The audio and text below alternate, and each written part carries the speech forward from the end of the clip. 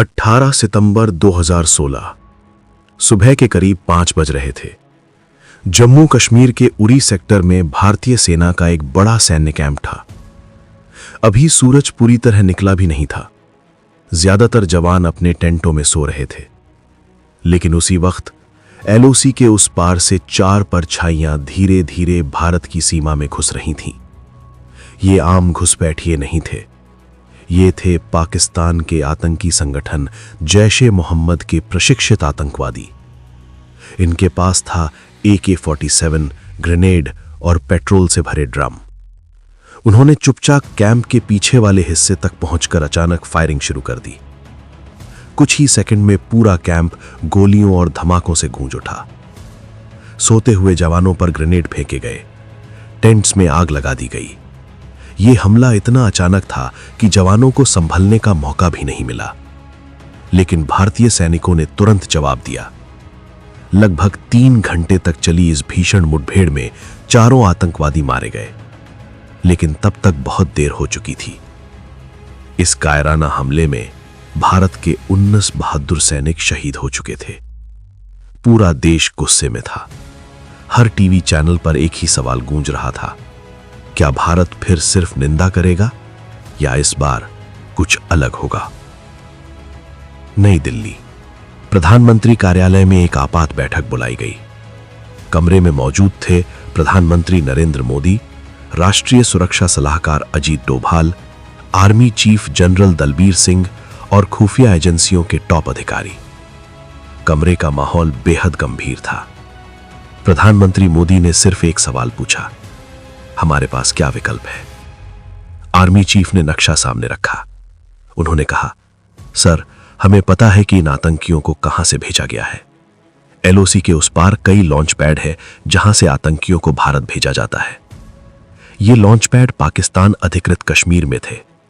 Army के पास उन जगहों की पूरी इंटेलिजेंस थी, लेकिन एक समस्या थी। अगर भारत ने हमला किया तो यह सीधा युद्ध बन सकता था। कुछ मिनट के लिए कमरे में सन्नाटा छा गया।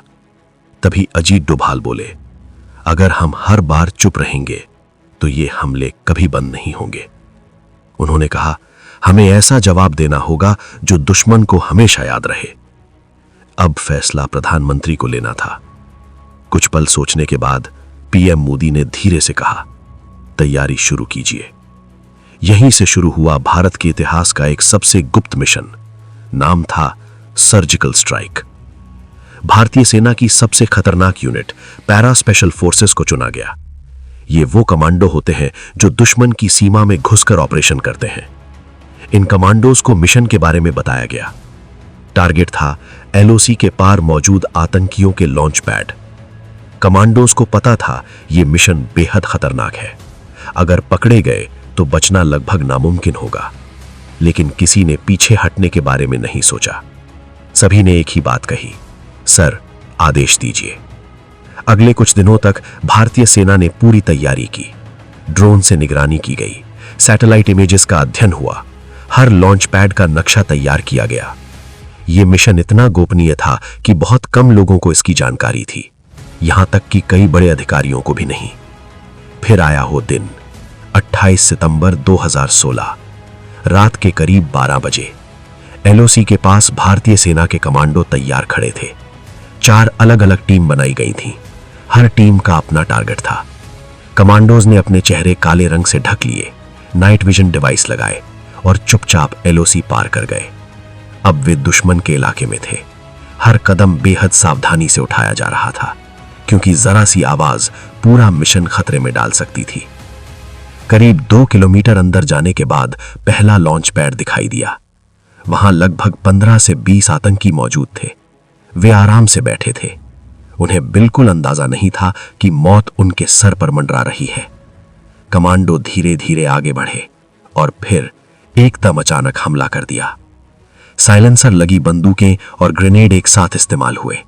कुछ ही मिनटों में पूरा लॉन्च पैड तबाह हो चुका था, लेकिन मिशन अभी खत्म नहीं हुआ था।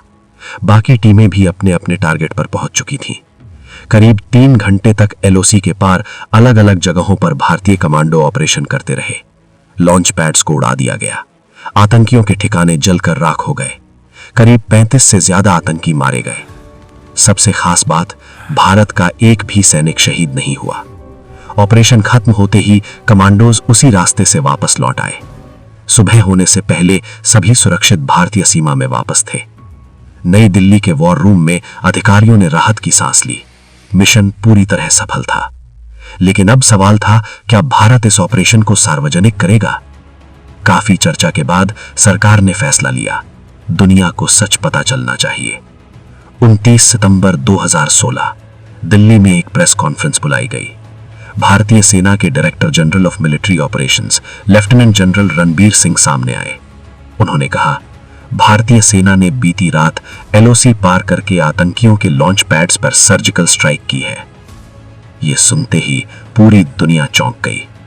भारत ने पहली बार आधिकारिक तौर पर सीमा पार सैन्य कार्रवाई स्वीकार की थी। देश भर में खुशी की लहर दौड़ गई। लोग सड़कों पर निकल आए। हर जगह एक ही नारा गूंज रहा था, भारत माता की जय।